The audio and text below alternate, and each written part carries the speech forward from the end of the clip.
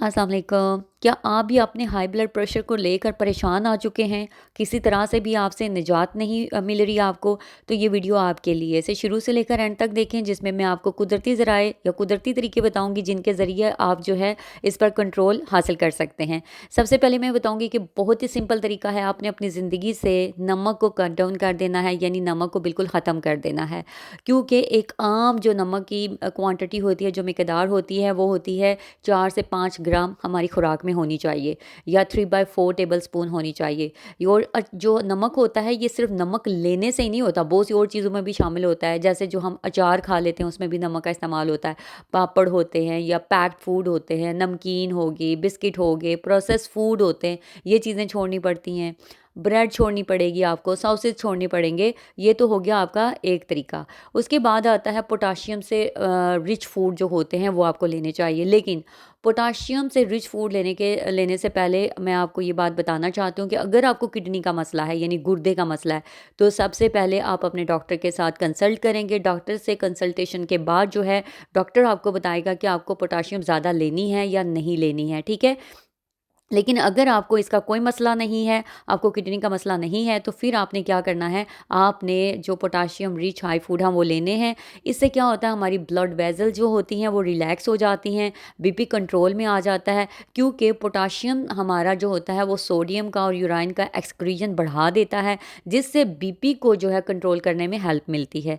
इसके अलावा आपने क्या करना है, अगर हम अपने मैं आपको बताऊंगी कि कॉमन जो होते हैं पोटाशियम रिच फूड वो कौन से हो सकते हैं जिनको ग़िज़ा में लें आप।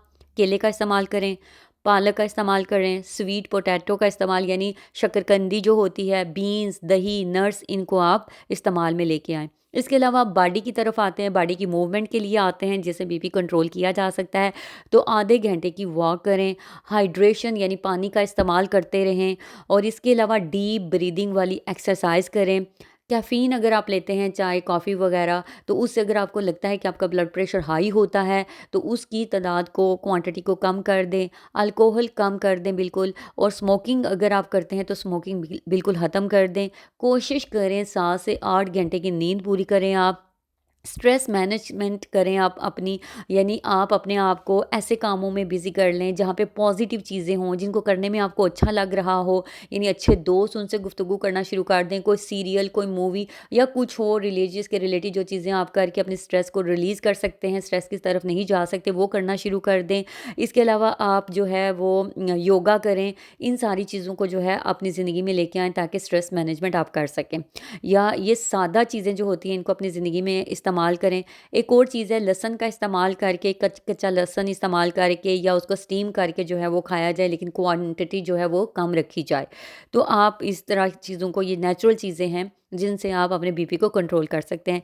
लेकिन मेरी एक बात याद रखें कि पोटाशियम को अगर ज़्यादा लेना चाहते हैं, करना चाहते हैं, तो किडनी वाले जो हैं अपने डॉक्टर की कंसल्टेशन के बाद उसको करें। और हाँ, अगर आपको जो है दिल की कोई बीमारी है या फिर हार्ट अटैक जो है वो हो चुका है, यानी दिल के रिलेटेड अगर कोई भी बीमारी आपको है, तो ज़्यादा हैवी एक्सरसाइजेस करने से पहले आप अपने डॉक्टर से मशवरा ज़रूर कर लें।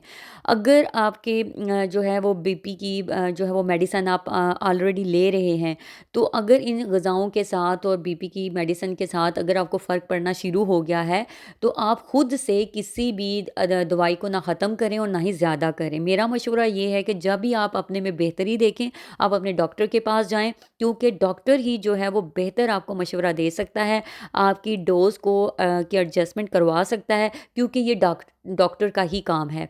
अगर ये सारी चीज़ें आप अप्लाई करेंगे, अपनी ज़िंदगी में देखेंगे, तो मुझे यकीन है कि आप जो है वो अपने हाई ब्लड प्रेशर पर कंट्रोल पा लेंगे। जितनी सादा ज़िंदगी होगी और जितने कुदरती ज़राए को अपनी ज़िंदगी में शामिल करेंगे, उतनी ही आपकी ज़िंदगी सेहतमंद होगी। अगर मेरी वीडियो पसंद आए तो लाइक, सब्सक्राइब करना ना भूलिएगा।